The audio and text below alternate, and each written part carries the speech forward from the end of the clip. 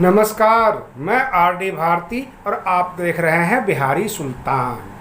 उत्तर प्रदेश में नारे कुछ बदलने लग गए। जैसे पश्चिम बंगाल में ये कहा जा रहा था कि खेला हो गए, अब उत्तर प्रदेश में जगह जगह एक पोस्टर लग रहे हैं 2022 में खेला हुई। और यह पोस्टर समाजवादी पार्टी की तरफ से लगाई गई है।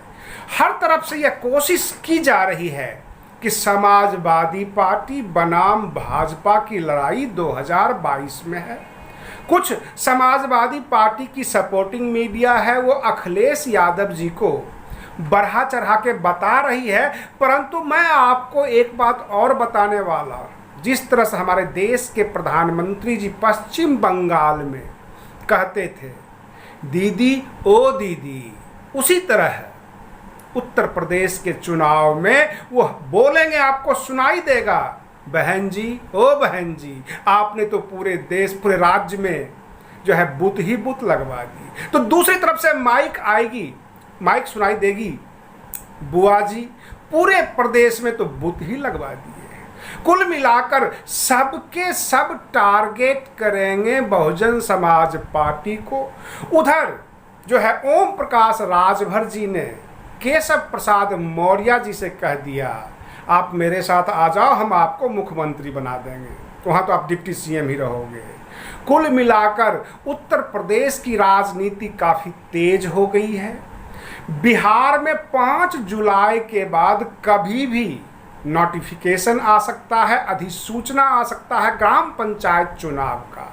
बिहार में पंचायत चुनाव कोरोना पैंडेमिक की वजह से पेंडिंग है, तो अब तैयारियां शुरू हो गई है। 5 जुलाई के बाद जो है पंचायत चुनाव, जिसको बिहार में कहा जाता है मुखिया चुनाव का जो है नोटिफिकेशन आ जाएगा, अधिसूचना जारी हो जाएगी। और आधा बिहार जलमग्न हो रहा है क्योंकि बागमती नदी जो है उफान पर है। गंडक जो बूढ़ी गंडक है वहाँ पर वह थोड़ी सी स्थिर हुई है क्योंकि वह भी उफान पर है, लेकिन बागमती बिल्कुल उफान पे आ चुकी है और प्रशासन सोई हुई है। कुल मिलाकर हम आपसे कह सकते हैं कि जो नीतीश कुमार के मंत्रिमंडल में एक मदन सहनी है, उन्होंने इस्तीफा दे दिया नीतीश सरकार के कैबिनेट से और ये कह दिया कि जिसका जमीर मरा हुआ है वह नीतीश कुमार जी के साथ मंत्री पद पर बैठा रहेगा। क्योंकि हमारे अधिकारी हमारे फ़ोन नहीं उठाते, हमारी सुनते नहीं, तो हम किस लिए इतना बड़ा बंगला लेके बैठे हुए हैं, इतना बड़ा कैंपस लेके बैठे हुए हैं। हमें इस पद पर नहीं रहना चाहिए क्योंकि हम काम करने के लिए आए हैं। और इस तरह से जो है बगावत के सुर जदयू में दिखने लग गए हैं। अब उत्तर प्रदेश के चुनाव में जो धीरे धीरे हर कोई टारगेट कर रहा है बहुजन समाज पार्टी को, और बहुजन समाज पार्टी के जो सपोर्टर्स हैं, जो कार्यकर्ता हैं अथवा जो आलोचक हैं, जो आलोचना करते हैं, सब के सब कंफ्यूज है कि बहन मायावती जी क्या करने वाली है। कुछ बोलती नहीं है, एक बार ट्वीट करके चली जाती हैं, एक बार प्रेस कॉन्फ्रेंस करके चली जाती हैं। सब के सब पूर्णतः तनाव में है। विपक्षी पार्टियां जो गैर बसपाई है वह भी पूरी तरह तनाव में है कि आखिर बसपा करने वाली क्या है। विश्वास सूत्रों के हवाले से यह भी खबर आ रही है भाजपा अगर चुनाव हारती है तो उसकी ये कोशिश रहेगी कि किसी तरह सपा चुनाव जीत जाए, बसपा ना आने पाए।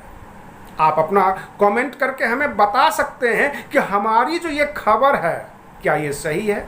क्या भाजपा और सपा के साथ कंफर्टेबल है? बसपा का जब शासन आएगा तो जितने भी गुंडागर्द लोग होंगे, जो माफिया होंगे, जो ठेकेदार होंगे, जो उत्तर प्रदेश को लूट रहे होंगे, क्या उनके ऊपर गाज गिरेगी? क्या आपने ऐसी शासन देखी है 2007 से 2012 के बीच? क्योंकि विपक्ष में कहने का मतलब यह कि गैर बसपा सभी दल, और उसमें सत्ता पक्ष भी शामिल है, सब के सब सहमे हुए हैं, डरे हुए हैं कि अगर बसपा की शासन आ गई तो कुछ कड़ा रूल लागू हो जाएगा, कुछ कड़ाई से बहन जी पेश आएंगी और किसी तरह बसपा को रोक लिया जाए, चाहे हम चुनाव हार जाए। कहने का मतलब यह है कि पति मर जाए तो मर जाए, लेकिन सौतन विधवा होनी चाहिए। ये हालात बना हुआ है गैर बसपा जितने भी राजनीतिक दल है उसमें।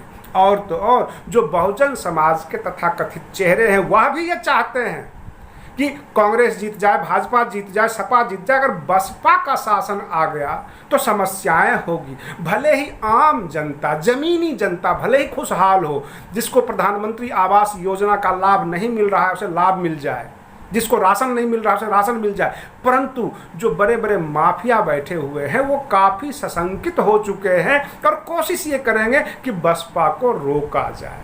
आप बने रहिए बिहारी सुल्तान चैनल पर। हम फिर मिलते हैं अगले वीडियो में, तब तक के लिए धन्यवाद।